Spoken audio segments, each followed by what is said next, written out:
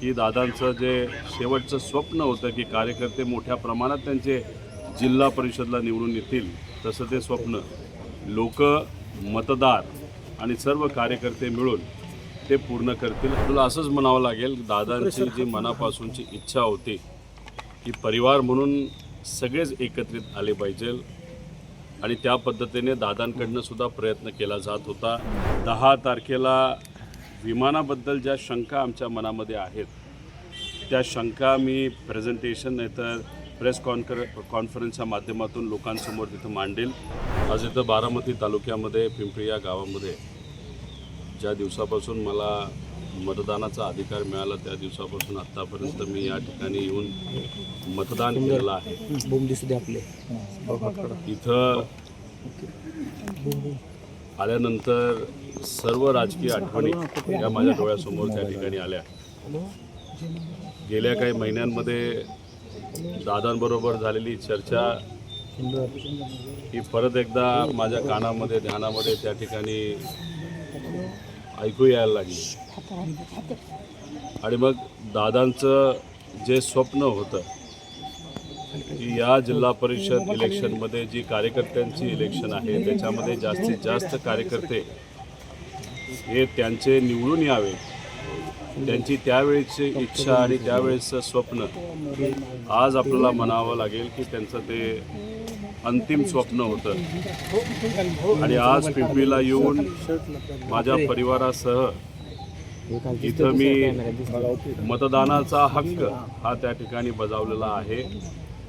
नक्कीच मला विश्वास आहे की दादांचं जे शेवटचं स्वप्न होतं की कार्यकर्ते मोठ्या प्रमाणात त्यांचे जिल्हा परिषदला निवडून येतील, तसं ते स्वप्न लोक, मतदार आणि सर्व कार्यकर्ते मिळून ते पूर्ण करतील असा विश्वास त्या ठिकाणी आहे. दादा, आपण बघितलं की अजितदादांची दुर्दैवी घटना घडल्यानंतर संपूर्ण पवार कुटुंबीय एकत्र आल्याचं आपण पाहतोय आणि आज देखील मतदानाला येताना श्रीनिवास बापू असतील, सेगलवाहिनी असतील, युगेंद्र दादा असतील किंवा पार्थदादा आणि सुनेत्रा वहिनी त्या ठिकाणी एकत्रच आले होते मतदानाकडे. आपल्याला असंच म्हणावं लागेल, दादांची जी मनापासूनची इच्छा होती की परिवार म्हणून सगळेच एकत्रित आले पाहिजे आणि त्या पद्धतीने दादांकडनं सुद्धा प्रयत्न केला जात होता.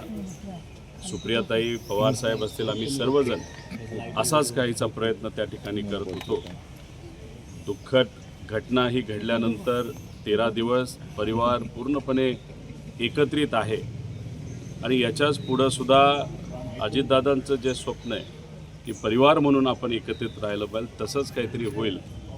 आणि आज कुठेही ठरवून न करता एकत्रित सर्वजण आले.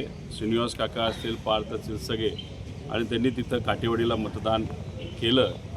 कुठं ना कुठंतरी परिवार म्हणून हा पुनश्च एकदा एकत्रित येताना नेता आलेला आपल्या सगळ्यांना बघायला मिळतो. पवारसाहेब आणि पार्थ आणि आपण हे तिघांचा एक व्हिडिओ आपला रात्रीचा मोठा व्हायरल होतोय. काय चर्चा झाली, काय पवारसाहेबांनी तुम्हाला मार्गदर्शन केलं? काही प्रमाणात भावनिक मार्गदर्शन होतं. काही गोष्टी येत्या काळामध्ये आपल्याला कराव्या लागणार आहेत, राजकीय नाही. दादांच्या स्मरणार्थ त्या आपल्याला कशा करता येईल, कशा पद्धतीने त्या केल्या गेल्या पाहिजे याबद्दलची काल चर्चा संध्याकाळी जो फोटो तुम्ही सर्वजण त्या ठिकाणी बघत आहात त्या फोटोतून आपल्याला कुठेतरी जाणवतं. आणि नेहमी कधीही एखादी गोष्ट पवारसाहेबांच्या मनामध्ये आली तर ते आम्हाला बोलून घेतात, आम्हाला सांगतात आणि आम्हाला मार्गदर्शन करतात.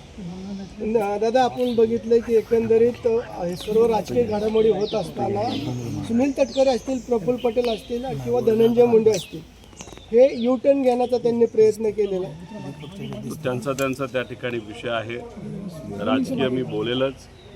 पण 10 तारखेला विमानाबद्दल ज्या शंका आमच्या मनामध्ये आहेत, त्या शंका मी प्रेझेंटेशन नाही तर प्रेस कॉन्फरन्सच्या माध्यमातून लोकांसमोर तिथं मांडेल मुंबईला.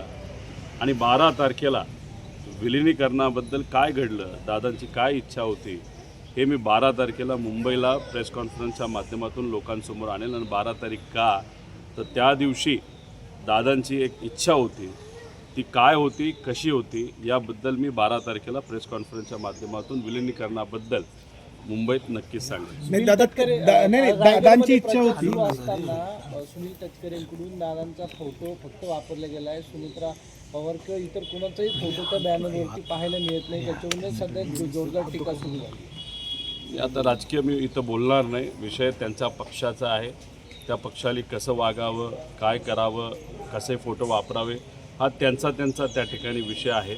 त्यामुळे ते तसं का करतात, चुकून राहिलं काय राहिलं हा विषय त्यांनाच माहिती. रोहित बजरंग तुम्ही म्हणालात की विलिनीकरणाबद्दल 12 तारखेला तुम्ही बोलाल की नक्की काय घडलं होतं याबद्दल तुम्ही 12 तारखेला प्रेस कॉन्फरन्स घेऊन बोलाल.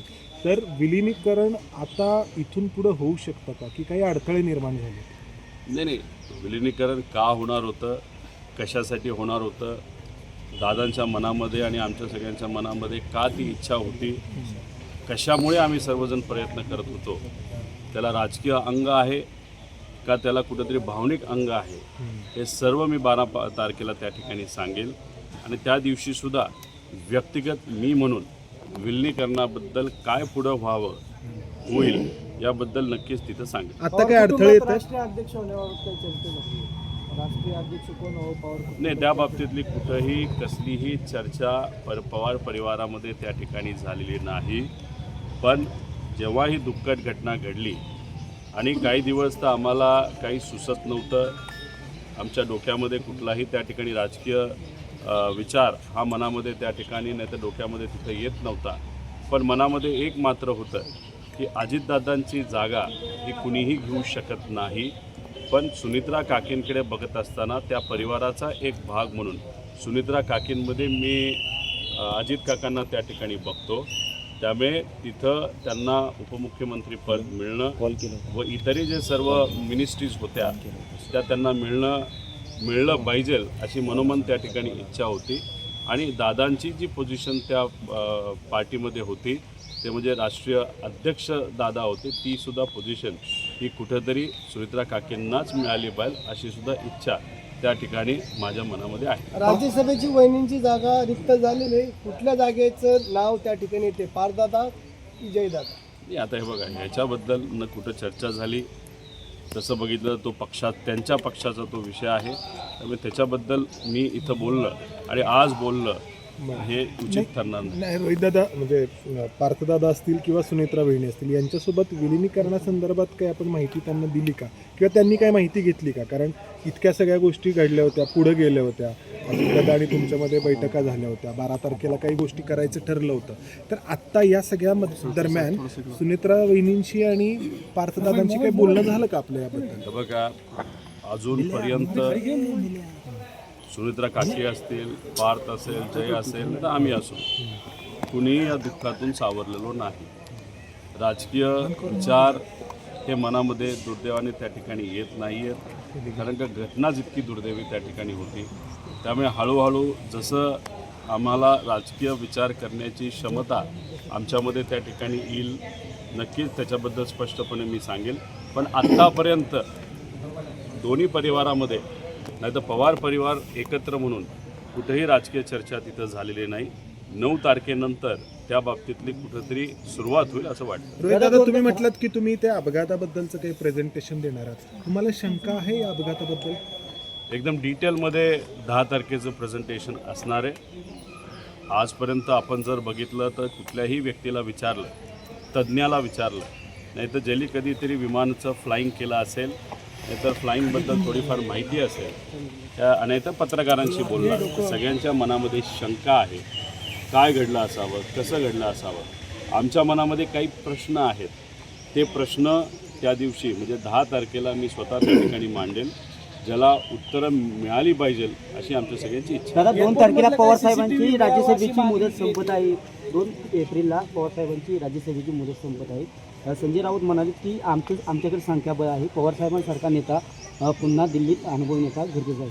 कसं बघताय या 10 दिवसामध्ये, आणि मला विश्वास आहे पुढच्या 2 दिवसामध्ये या परिवारामध्ये न पवार साहेबांकडनं, न सुनित्रा काकींकडनं, न आमच्याकडनं कुठलीही तिथं राजकीय चर्चा झालेली नाही. त्यामुळे खासदारकीच्या बाबतीत आणि खास करून पवारसाहेबांच्या खासदारकीच्या बाबतीत, नाहीतर सुनित्रा काकींची जी खासदारकी होती ती कोणाला त्या ठिकाणी मिळेल याच्याबद्दल कुठलीही चर्चा तिथं आमच्या परिवारामध्ये झालेली नाही. अमोल मिटकरी म्हणतात की जे एअरपोर्टमधलं CCTV आहे ते जारी करावं, तेही अजून काही मिळालेलं नाही. कशी काय मागणी? हे मी 10 तारखेला सांगेल. पण अमोल मिटकरींच्या बाबतीत बोलायचं झालं तर अमोल मिटकरी आणि दादा तसे फार जवळचे होते, नाही तर अमोल मिटकरी फार जवळचा दादांचा कार्यकर्ता होता. त्यांचे जे काही प्रेस कॉन्फरन्सेस मी बघितलेले आहेत, त्यांचे जे काही व्हिडिओ बघितलेले आहेत, काही गोष्टी ते योग्य पद्धतीने त्या ठिकाणी मांडत आहेत. पण काही विषयाच्या बाबतीत ते फार जास्त भावनिक आहेत. आणि आज परिस्थिती अशी आहे की भावनेच्या भरामध्ये बऱ्याच लोकांना बरेच प्रश्न त्या ठिकाणी पडलेले आहेत. 10 तारखेला मी तर भावनिक आहेच, पण मी जेव्हा प्रेझेंटेशन त्या ठिकाणी करेल तेव्हा CCTVपासून बऱ्याच गोष्टी त्या ठिकाणी वर मी भाष्य करेल आणि हे आपल्या सगळ्यांना त्या ठिकाणी कळेल.